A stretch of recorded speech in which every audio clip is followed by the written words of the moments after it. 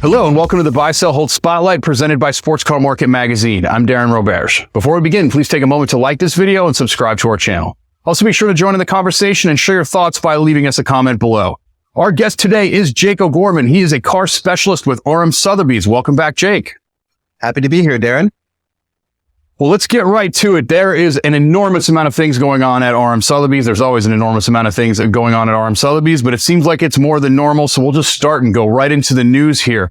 So let's start off by talking recent significant sales. And you guys had a very high watermark, very, very beautiful car at your 24-hour Le Mans sale. Why don't you recap that a little bit and let's talk about that car.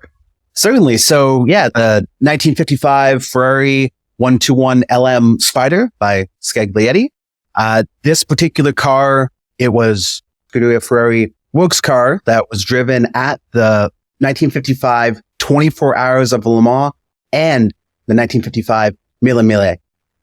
Unfortunately, it DNF'd at both of those events on its first two outings, and then went into privateer racing actually over in the US. But, the car itself, this was the era when it was, large, powerful engines, beautifully sculpted designs, and, very charismatic drivers.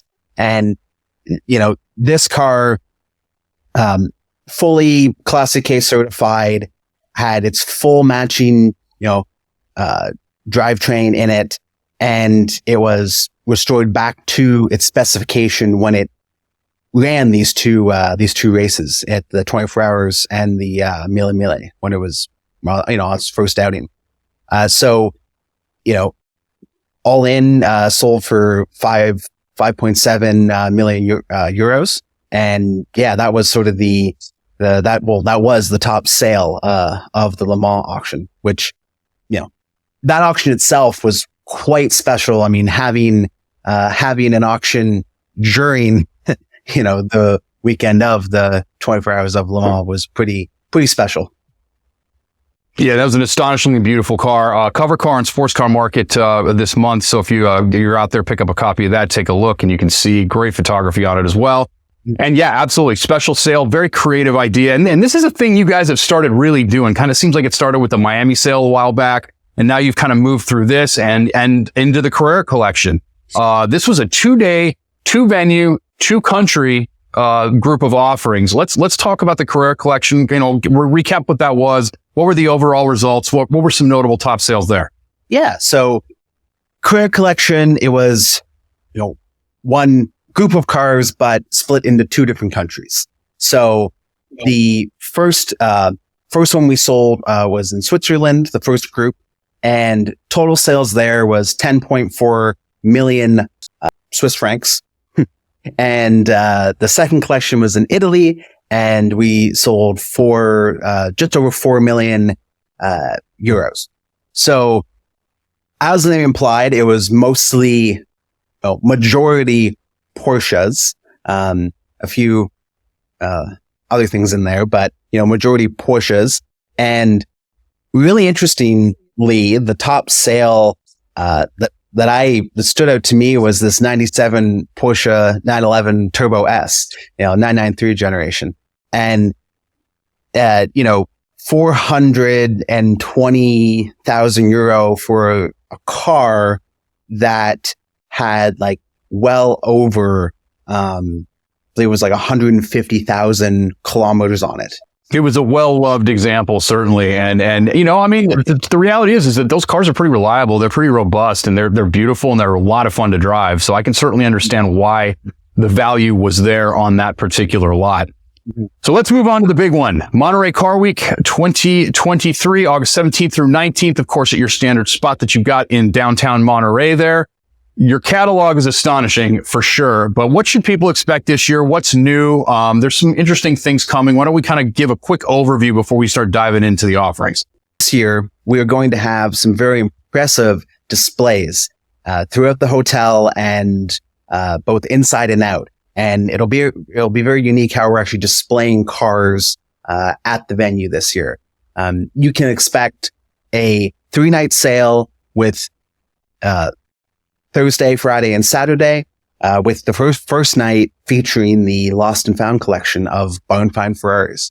Second, let's talk about that lost and found collection. I'll tell you, when that thing hit the internet, everybody freaked out. What an incredible group of cars. What an amazing find. Give us the background on this group and what exactly is this? Yeah. So the Lost and Found Collection is a group of bone find Ferraris that have been hidden away for decades. There was a picture you can find on the internet from 2002 when Hurricane Charlie knocked over the barn that they were hidden in for many years.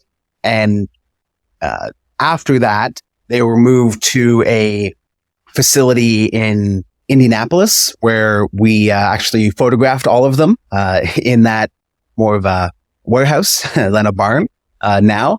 But so group of Ferraris, some that have been in ownership for 50 years by the same collector, and a lot of very, very important restoration candidates. So then, aside from the restoration side of these things, and obviously it's an incredible opportunity to snag a once-in-a-lifetime project for sure, but where is the value in trying to sort of sort through these cars and figure out, what to buy, so on and so forth? And again, there's like decades of scope of cars here, mm-hmm. and they're all sort of something you'll never find again. So what would somebody be looking to do with these cars, or what's the objective here if somebody wants to buy one of these? I would say I think the draw is to get your hands on something that has not been, in any recent memory on an auction circuit or, offered for sale at different, dealers, or just hasn't been out in public. And there's something, something very attractive about kind of being the first person to, get a car from a collection like this and put your own touch on it, be a part of its story, especially when it's basically its story's been blank or, hidden, for, between 20 and 50 years. So, I think my sort of picks out of this are, there's two speciale, bodied cars, a 250 and a 410 Super America. And those two are very significant because, they're obviously special bodywork. They have not been shown in, decades. And it's something that it's a very beautiful, shapely Ferrari, more than a racing or competition type Ferrari, if that makes sense. Yeah, I mean, and this collection runs the gamut too. You got stuff from the 50s all the way up, I believe through the 80s, and all of these cars are special. So it's quite a find, no doubt. Another group of cars that you have this year on offer are sort of almost like an extension of a few other groups of offerings that you have.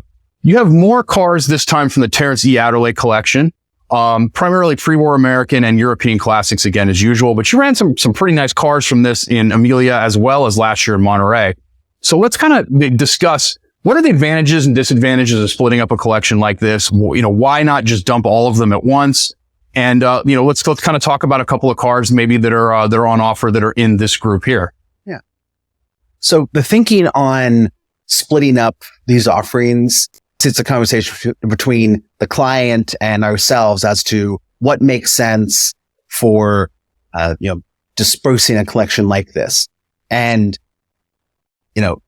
if it's something that we don't want to put too many things that are similar on the market, which, obviously we showed last year, we sold, a ton of 540Ks and it was fine. They sold well.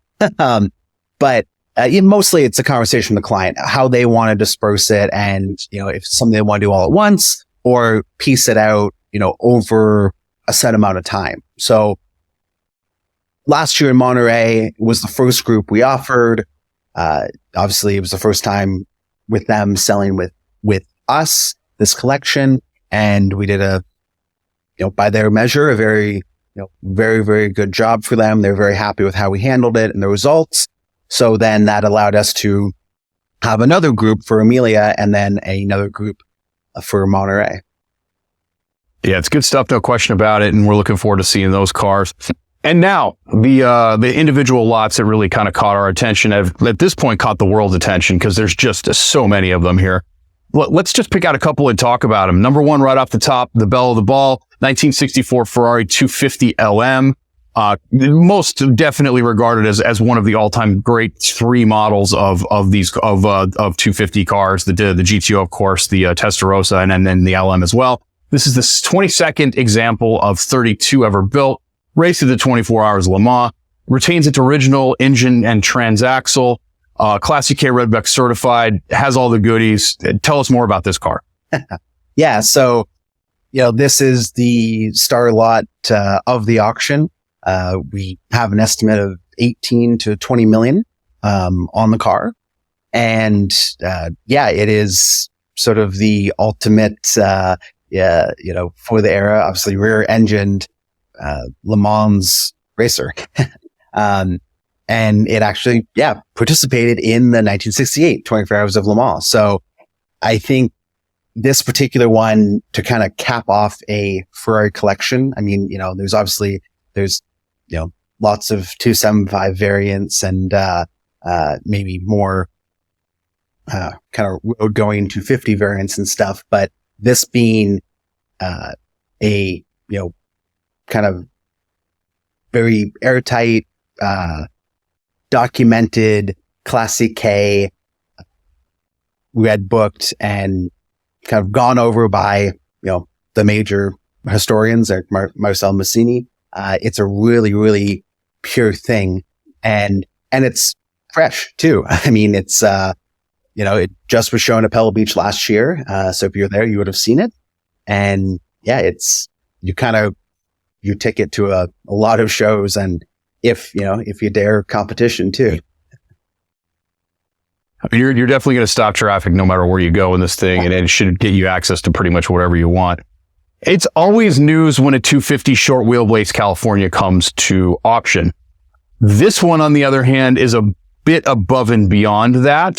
This is a 1960 Ferrari 250 GT short wheelbase California Spider, but it's got a bunch of different stuff going on with it. Why don't you kind of tell us about this car and what makes it so incredibly unique and special? Of course. So when you think traditionally of California Spiders, it's, driving along the coast, maybe, kind of a rich playboy driving one, back when it was new.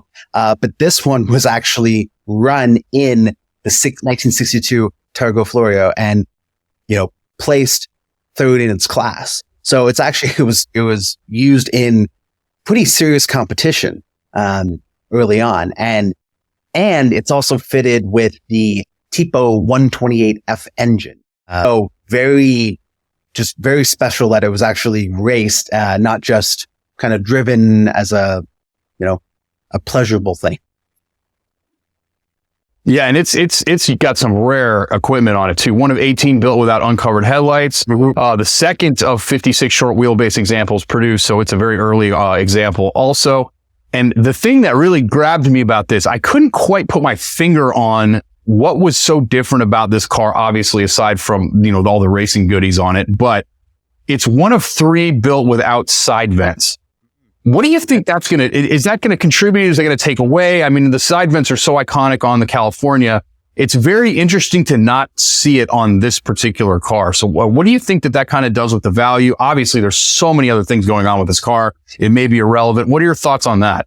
Differentiators that I think makes it more special. And when you get to this level, it's those little pieces that someone could fall in love with, or, it just makes it different from the crowd. Obviously, it has the competition history and, being an uncovered headlight car and fitted with the special engine, but just, it's one of those other little pieces that makes it just that much more different. Obviously, when you're getting to short wheelbase California Spiders, it's not a huge field, but any little differentiator, really can make someone or two people chase it. Yeah, there's a lot of exclusivity involved with this car, certainly, and I imagine that the room will light up when this thing crosses the block. People are going to be very excited about this car.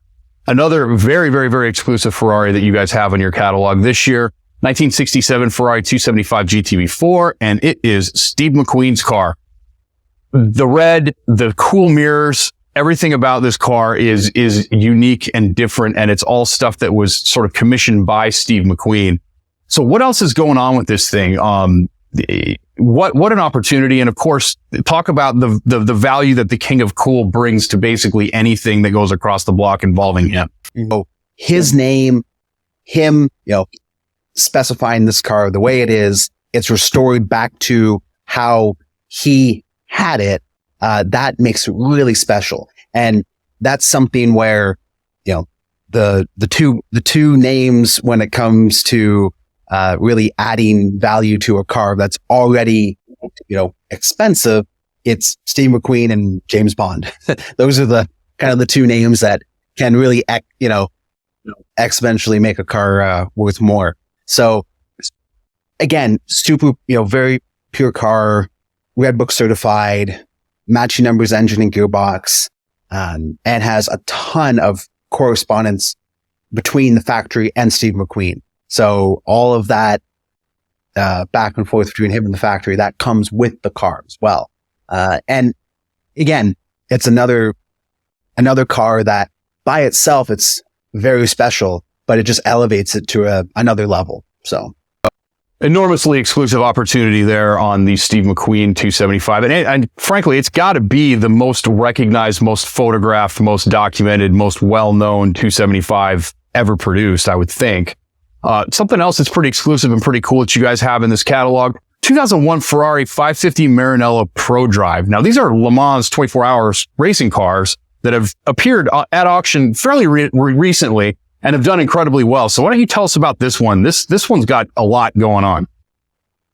Yes. So this 550 Maranello Pro Drive, it is a 5-time entrant in the 24 hours of Le Mans, most of any 12-cylinder Ferrari in history. It's a front-engined, V12 racing Ferrari of the modern era, and competed at Le Mans, podium finisher, many pole positions, 5 victories, 14 podium finishes, 10 pole positions.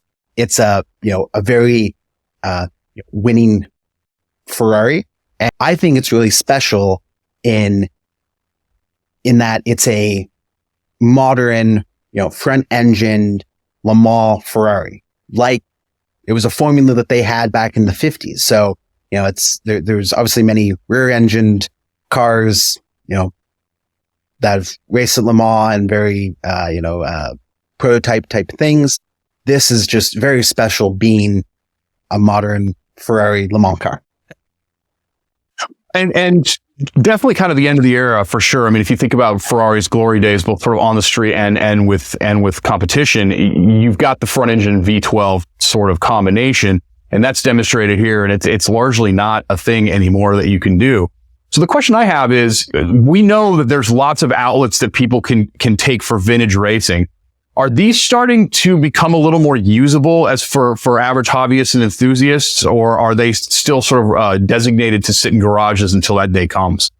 Oh, absolutely, absolutely usable. There's obviously Ferrari Club Competition, GT programs you can run them in. The Le Mans Classic, which happened recently, that you can run it at an event like that. So there's something to do. And then there's also these Masters, Endurance Legends and Endurance Racing Legends series that you can participate in with a car like this. So not only is it something that, as a collector's item, but it's a very usable piece. Yeah, it's an interesting way to move sort of into the future of vintage racing. And you can do anything you want in that regard pretty much with this car when that day comes. So other competition cars that you guys have, or at least competition inspired cars, you have a trio of wonderful Jaguars. Some of the best that have ever come sort of as a group together to auction at the same time. first one right off the top, 1952 Jaguar C-Type, one of 53 genuine C-Types produced. The extensive racing history, including Phil Hill behind the wheel there. This is a pretty well-known car in the community and you know, an older restoration. But again, you don't see these come to market very often. To my recollection, it's been at least 3 or 4 years since one of these has been available in the United States, at least. So tell us about this particular vehicle and sort of how it connects to the next two vehicles. We're offering the family tree of 1950s Jaguar racing at Monterey this year. Obviously, the Jaguar C-Type, you know, very, very successful racing car when it was debuted, and then went on to be a formidable privateer car, both over in Europe and in the US as well. So this sort of leads the C-Type being, you know, the beginning of Jaguar's, you know, Le Mans and racing activities in this era. And going forward, you can see the evolution in the D-Type that we're offering and the XKSS as well. And let's move into that D-Type Jag. This one's a 1955 Jaguar D-Type, one of 54 examples produced, raced in period in the southeastern United States of all places. Restored in the 1990s by Mark specialists, and it has benefits from 21 years of fastidious care under its current ownership. All these cars are the right colors, of course. You want British Racing Green. All three of them are British Racing Green.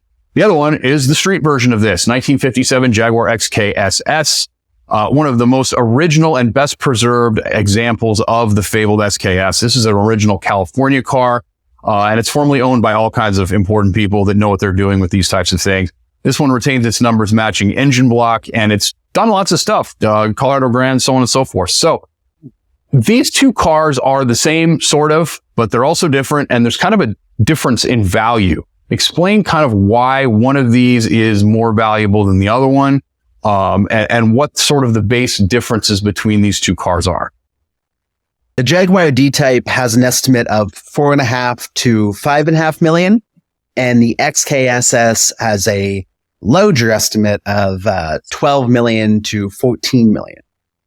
It's certainly an incredible opportunity for anybody to pick up all three of these cars. And candidly, I can't remember the last time all three were available at once. So if we've got any big Jag fans out there, this is your once in a lifetime opportunity to build the ultimate Jag collection. Also out there for the Porsche collector, 1972 Porsche 911 Carrera RS 2.7. This is a factory development car. What exactly does that mean? And give us the rundown here. Yeah. So first you'll notice it's a 72 RS 2.7. Normally they're 73s. So this particular car was used by Porsche Engineering during the development of the 2.7, you know, the RS 2.7 cars. So yeah, I mean, that's one of the most iconic 911 models that there is, of course, certainly one of the most in demand. And you know, and we saw some pretty interesting developments occur on this car, including the bright fluorescent yellow paint. And the thing that I really loved about this car, which is really caught my eye, is this was sort of the introduction of the ducktail spoiler. So it's something that had not been really previously seen before on 911s, as demonstrated on this car, and it's the first start of this. So where did this car come from? How did you guys find this thing? Like, how was this thing on the street? It seems like it's something that maybe Porsche would have hung on to. Right. So it's interesting that they actually, it was, you know, emerged from Porsche, rather than being kind of held away in their archives or held away at a museum or, you know, or sold to, an executive early on. But this particular car, you know, once they were done with it, they sold it to just, gentlemen, as a 2.7, you know, as a RS 2.7. So, you know, it sold as a regular car, you know, out into the public. And Porsche was actually, in this era, they would sell these pre-series cars to consumers. So, it wasn't like, a Mercedes, where they've obviously held on to a lot of their early and prototype type cars. It's lucky for us because we get to enjoy these cars in your incredible Monterey catalog. And candidly, we are just scratching the surface on this. So I recommend everybody go and visit rmsotheby's.com and take a look at the incredible list of offerings that you guys have. I mean, this is literally just a tiny, tiny sampling. So visit the website, take a look, and check it out. You will be astonished.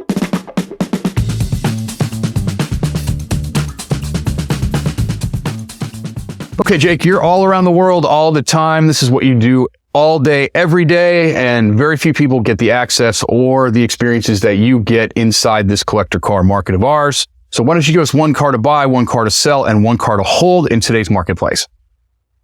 Yeah. So my buy is actually also my hold, and it is naturally aspirated, gated, manual 90s exotics, especially if they're in a really unique color.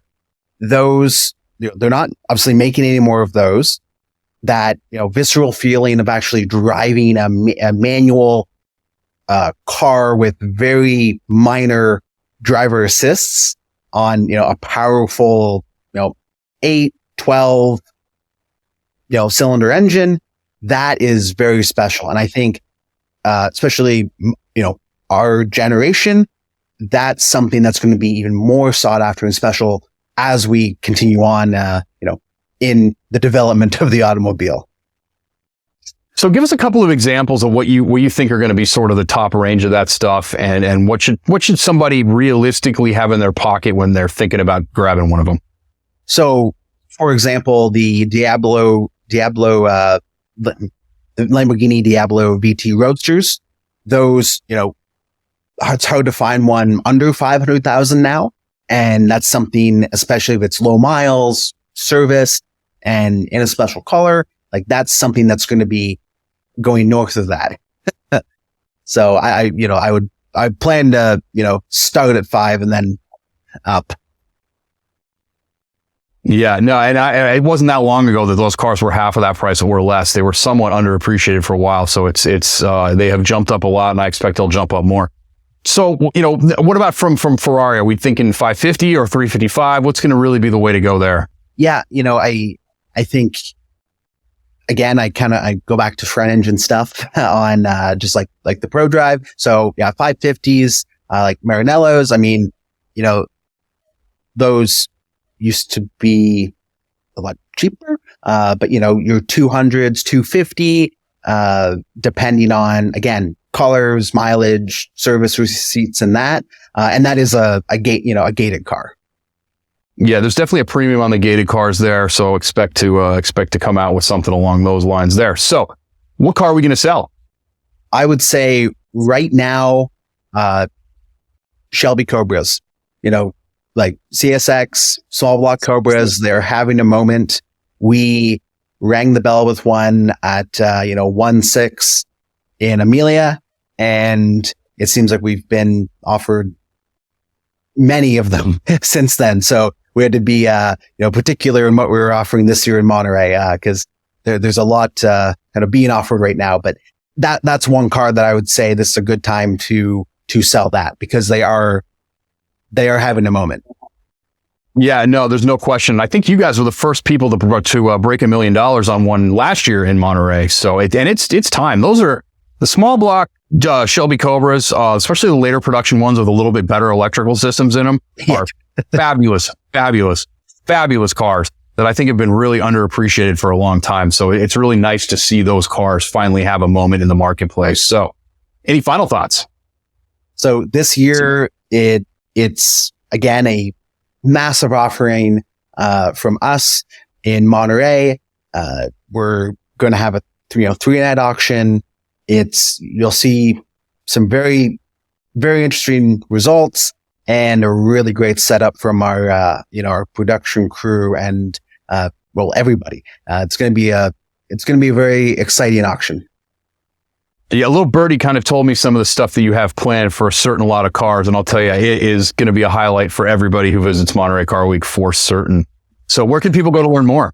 So to learn more, see all of our lots, estimates, and catalog descriptions, go to rmsotheby's.com.